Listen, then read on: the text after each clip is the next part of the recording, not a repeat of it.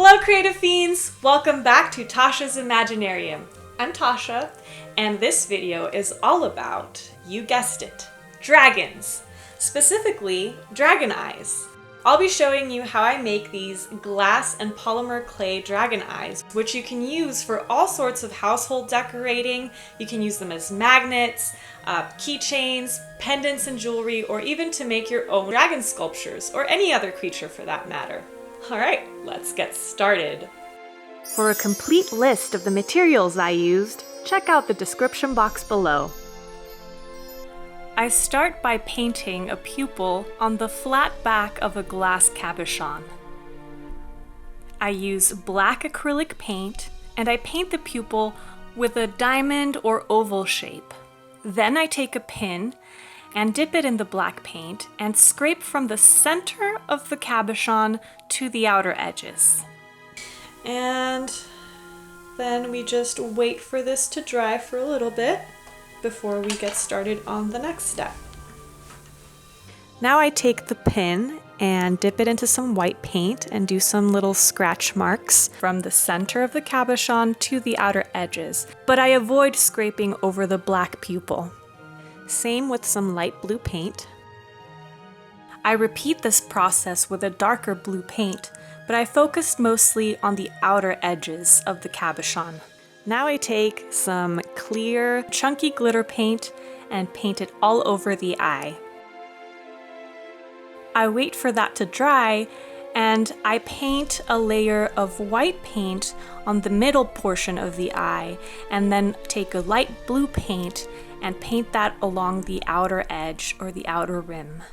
I try to blend the light blue and the white paint so that it transitions smoothly, and then wait for that to dry as well. And this is what I ended up with. Now it's time to actually sculpt the eye. I roll out a sheet of polymer clay and I use 2 small magnets. I make sure that the magnets are nice and secure, and I layer another sheet of polymer clay over them so that they won't budge. I place the glass cabochon on top, and I trace an outline of my dragon eye shape.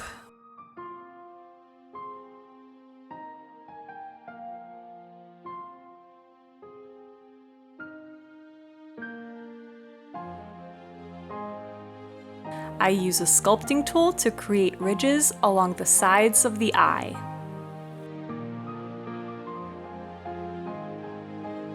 Next, I roll out another sheet of clay. This time I'm doing a mixture of white and sort of a mint blue. You can't really see it on the camera, but trust me, it looks pretty.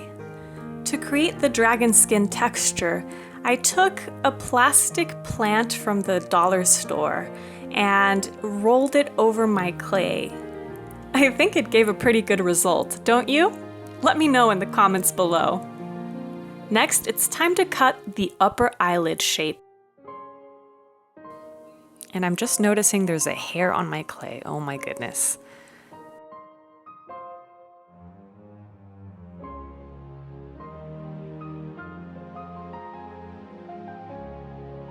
Once I'm happy with how it looks, I lightly press it onto my eye. Well, not my eye, the dragon eye. You know what I mean. I try to be very gentle when pressing down so I don't lose my texture. And then I go in with a silicone sculpting tool to go over the texture and make sure that it's nice and defined.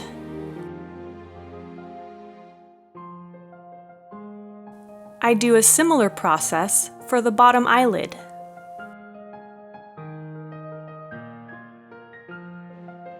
I'm adding spikes here to it just to make it look more dragon-esque.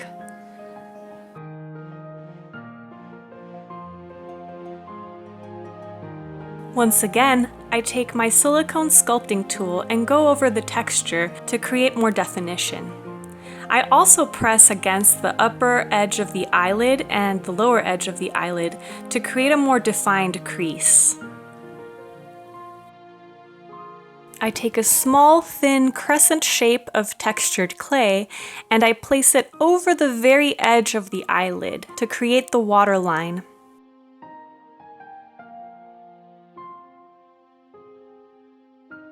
Now I roll out several little balls of clay and press them all throughout the eye. This just breaks up the texture and makes it look like our dragon has, I don't know, dragon warts. That's what I'll call them, dragon warts.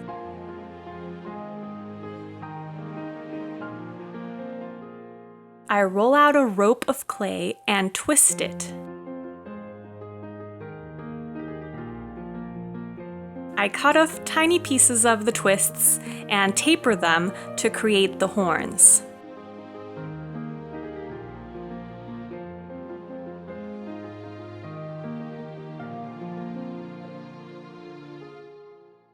I take little pieces of wire, dip them into liquid Sculpey, stick them into the horns, and then stick them into the eye wherever I think it will look good.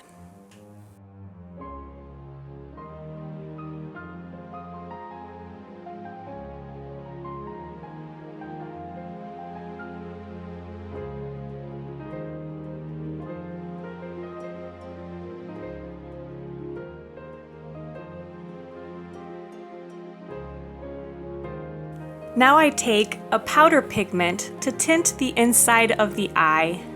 I take a sheer pearlescent powder pigment to give a shimmer along the waterline. I use a silver powder pigment to shade the horns and the little dragon warts. Now I use an extra sparkly powder pigment and brush it all over the clay piece. Because, I mean, it's a very magical ice dragon, I figure. It needs to be sparkly. But then again, what in my life isn't sparkly?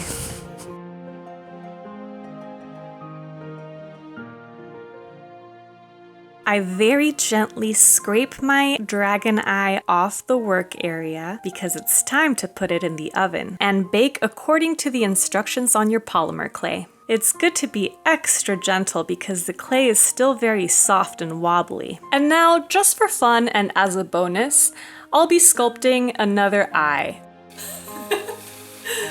I've already painted the glass cabochon using the exact same technique as I showed you before. And so I roll out my clay. I used several different colors of clay for this one. I used green, a teal blue, and a yellow, and mixed them together to give color of the eye more dimension.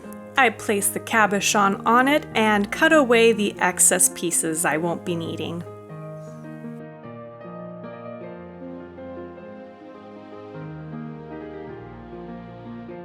I cut out the upper and lower eyelid portions of my clay and placed them over the glass eye. And I didn't texture these pieces yet, but I'll get to that in just a sec. For this eye, I'm using a pet chew toy in the shape of a log. I really liked the texture for it, so I just cut it in half to make it more workable. I use my sculpting tool to create the crease of the eyelids.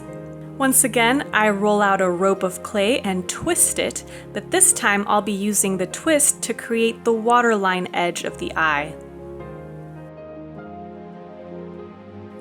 Same thing for the bottom lid.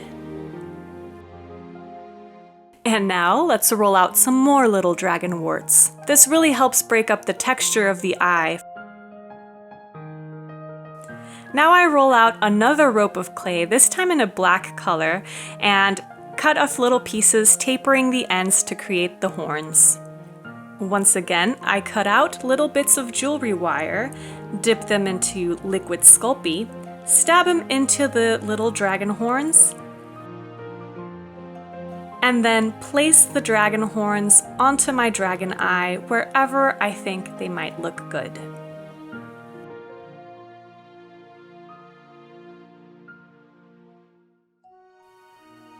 Finally, I add a silver pigment powder to the inside part of the eye, and I use a shimmery light green and dark green powder to glaze and shade all over. I also use a metallic brown pigment powder to add extra shading to the eye. And it's time to put it in the oven and bake it according to your polymer clay instructions.